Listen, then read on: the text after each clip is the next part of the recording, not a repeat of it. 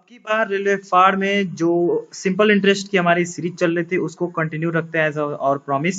और इसी तरह हम लोग पूरे चैप्टर्स को करेंगे। हमारे यहाँ से पढ़ने की खास बात ये है कि आपको डायरेक्ट क्वेश्चंस यहाँ से फंसेंगे, एकदम हूबहू फंसेंगे। बस मैं ये नहीं बोल सकता कि एकदम यही क्वेश्चन फंसेंगे, डिजिट्स चेंज हो जाएंगे। ठीक, तो हम है एसप्रूफ क्लासेस। चलिए चलते हैं, क्रांतिकारी कदम। और क्वेश्चन आपके सामने है। क्या है क्वेश्चन? देखिए, साधारण ब्याज की दर से 2200 रुपए की राशि 2 वर्षों में 2451 रुपए हो जाती है। मतलब 2 वर्ष के लिए किसी पैसे को रखा गया तो 2451 रुपया हो गया 2200 से। यदि ब्याज की दर 1% घटा दी जाए तो नया ब्याज क्या होगा? इस तरह का क्वेश्चन मैंने आपको पहले भी करवाया है और मैंने आपसे ये बात समझाया कि देखिए, रेट जो होता है वो डायरेक्टली प्रोपोर्शनल होता है एसआई के। अगर रेट घटाएंगे तो उतना ही एसआई घट जाएगा। ठीक, अगर रेट बढ़ाएंगे तो उतना एसआई बढ़ेगा। तो आप क्या करिए, 1% पर प्रिंसिपल को रख के देखिए कि रेट के 1% रखने की वजह से क्या आ रहा है इंटरेस्ट। और 1% घट रहा है, यानी कि 1% के हिसाब से जो इंटरेस्ट आएगा उतना ही घटेगा। मतलब 1% घटाएंगे तो उतना इंटरेस्ट भी घट जाएगा। ठीक, तो 2451 रुपए जो दो साल में हो रहे थे उसमें से हम लोग को उस रेट को, उस इंटरेस्ट को घटा देंगे, आपका आंसर आ जाएगा। ठीक, हो सकता है आपके बात ऊपर से निकल गई हो। तो अब क्वेश्चंस को करते हैं, थोड़ा सा स्लाइड नीचे लेते हैं और समझाने की कोशिश करते हैं क्या है क्वेश्चन में। देखिए, 2200 रुपए था इस प्रिंसिपल। रेट को हम 1% लेते हैं और टाइम को 2 साल लेते हैं अपॉन 100। इसको काट के देखिए कितना आया, 44। यानी कि अगर 1% रेट के हिसाब से इस प्रिंसिपल को रखते हैं तो कितना आता, 44 आता। अगर रेट को 1% घटाएंगे तो 44 रुपया इंटरेस्ट पे भी घटेगा। तो हम क्या करते हैं, डायरेक्ट 2451 रुपया जो था होने वाला था उसमें से अब रेट को घटने की वजह से कितना पैसा घट जाएगा, 44 रुपया घट जाएगा। क्योंकि जितना रेट घटेगा उतना ही एसआई भी घटेगा। तो कितना एसआई घटेगा, 44 रुपया। तो 2451 में से 44 घटा दीजिए तो 2407 आपका आंसर आ जाएगा। कितना सरल सवाल रेलवे में पूछा गया। ठीक, सॉरी, रेलवे में पूछा नहीं गया है, इसको इसलिए क्वेश्चंस में डाला गया है क्योंकि इसी से रिलेटेड क्वेश्चन अभी आपके सामने आने वाला है, इसी के लेवल का। यहाँ पे आपके लेवल को ध्यान रखा जाता है। ठीक है, चलिए अब अगला सवाल लेते हैं।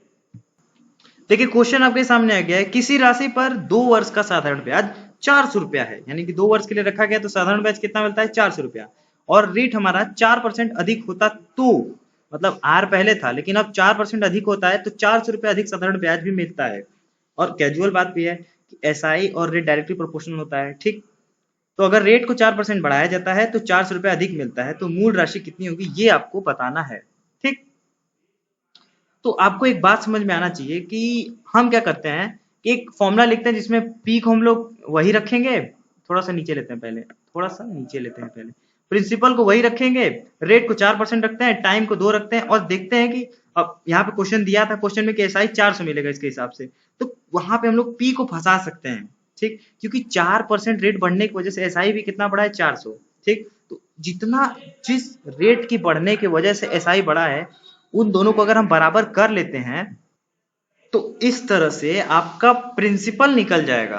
क्योंकि रेट 4 रखते हैं तो एसआई 4 से बढ़ता है, यही आपको समझना है। आप कुछ भी एक्स्ट्रा दिमाग मत लगेगा प्लीज, मैं आपसे बोलता हूं। देखिए, इसके पहले वाले क्वेश्चन में भी जितना रेट बढ़ा था उसके हिसाब से एसआई को एडजस्ट किया गया फॉर्मूले में। उसके पिछले वाले क्वेश्चन में भी यही था, जितना रेट बढ़ा उसके हिसाब से एसआई लिया गया। आपको भी यही करना है। प्लीज आप कुछ और मेथड मत करिएगा, आप फंस जाएंगे।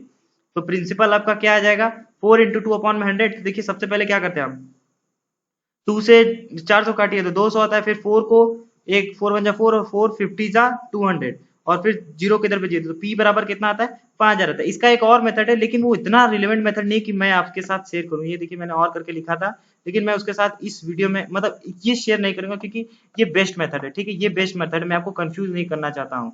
ठीक है ना, ठीक है।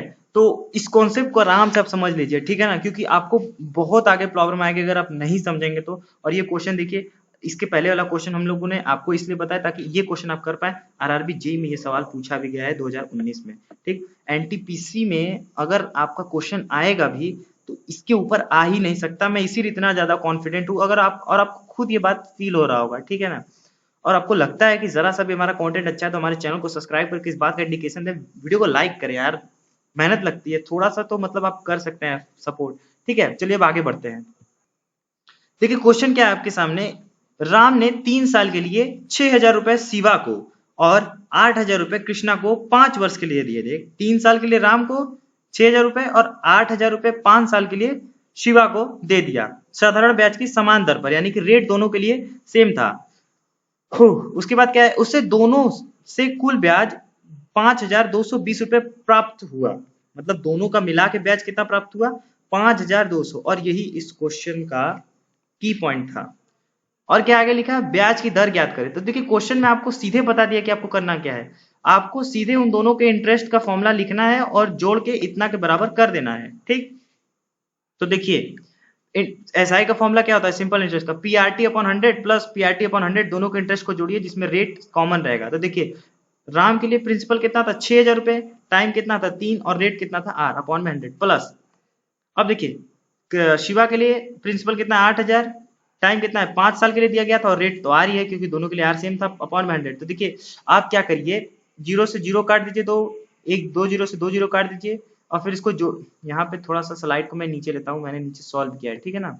मैं पहले ही से सॉल्व करके इसलिए आता हूँ क्योंकि आपका टाइम बचाया जा सके, कम से कम टाइम में ज्यादा आउटपुट दिया जाए। ठीक है, ये देखिए आपके सामने है। तो 6 3 80, 180 आर प्लस 8 5 40, 400 आर बराबर 5,220।